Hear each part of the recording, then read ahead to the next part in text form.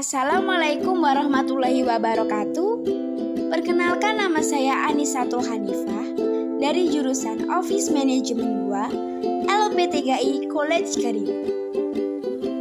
Di sini saya akan menjelaskan materi secara singkat mengenai prosedur permintaan barang untuk memenuhi tugas mata kuliah logistik. Untuk menyingkat waktu, saya akan langsung menjelaskan mengenai materi tersebut. Yang pertama yaitu prosedur permintaan barang. Prosedur permintaan barang berfungsi untuk mencatat permintaan barang dikarenakan adanya kebutuhan pembelian atau adanya permintaan dari satu gudang ke gudang lainnya. Pada perusahaan manufaktur, permintaan barang berasal dari bagian produksi karena terkait proses produksi barang. Sedangkan pada perusahaan dagang dan jasa, permintaan barang dilakukan oleh bagian gudang terkait dengan stok barang dagangan yang akan dijual. Tujuan permintaan barang. Tujuan prosedur permintaan barang ini adalah untuk memberikan penjelasan tentang cara permintaan barang.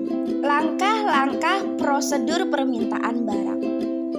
Yang pertama adalah ketika user memerlukan barang yang ada di gudang atau user membutuhkan untuk merestok barang yang ada dalam perusahaan, di mana barang itu akan berada atau sudah ada di gudang. User akan mengirimkan SPB atau biasa disebut dengan surat pengadaan barang yang telah disetujui oleh atasan atau pihak tertentu yang telah ditunjuk oleh manajemen ke gudang perusahaan. Setelah SPB dikirim ke gudang, staf logistik akan mengecek ketersediaan barang dan melakukan pengambilan barang di gudang. Kemudian, barang akan dikirim ke perusahaan. Dan perusahaan bisa menerima barang tanpa menunggu waktu yang lama. Tetapi, jika barang tidak tersedia, maka staf akan melakukan proses recruitment. Recruitment adalah bentuk kegiatan yang dilaksanakan oleh sebuah perusahaan untuk membeli atau mengadakan berbagai macam barang atau jasa yang sesuai dengan kebutuhan perusahaan dengan biaya seminimal mungkin. Di mana jika gudang tidak ada barang yang diperlukan perusahaan, staf logistik akan mengirimkan SPPH atau surat permintaan penawaran harga.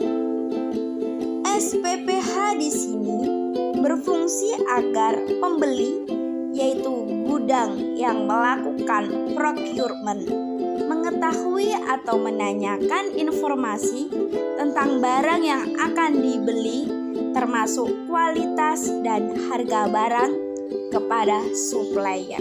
Jika SPPH diterima oleh supplier, maka supplier akan memberikan feedback kepada perusahaan berupa SPH atau surat penawaran harga.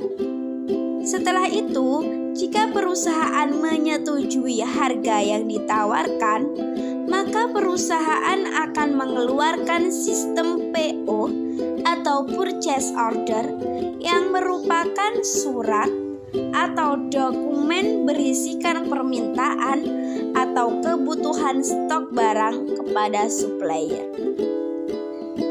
Setelah itu, supplier akan menyiapkan barang sesuai isi PO tersebut, di mana saat menyiapkan barang, supplier akan menyampaikan ke pihak gudang perusahaan yang memesan dengan membawa SJ yang disebut surat jalan atau DO delivery order setelah sampai di gudang.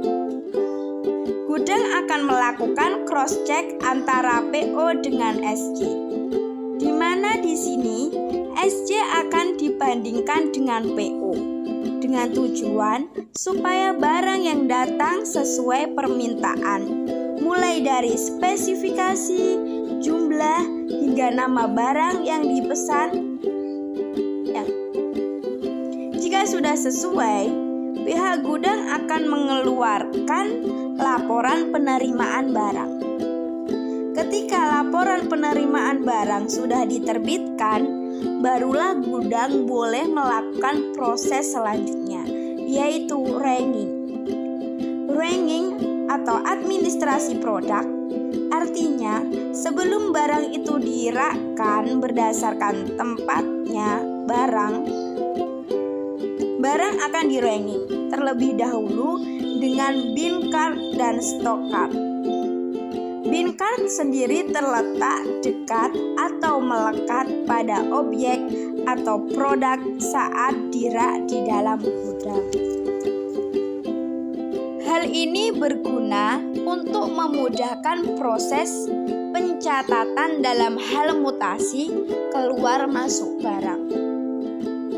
Sedangkan kartu stok terletak di ruang administrasi, artinya kartu stok tidak melekat dengan produk.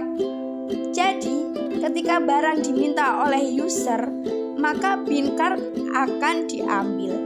Setelah itu, staf akan membawa bin card ke ruang administrasi, kemudian dimasukkan ke kartu stok. Setelah proses ranking selesai, user akan meminta hasil tersebut. Ketika user meminta hasil, maka user harus membawa berkas bernama BPPBG atau Bukti Pengeluaran Permintaan Barang Gudang.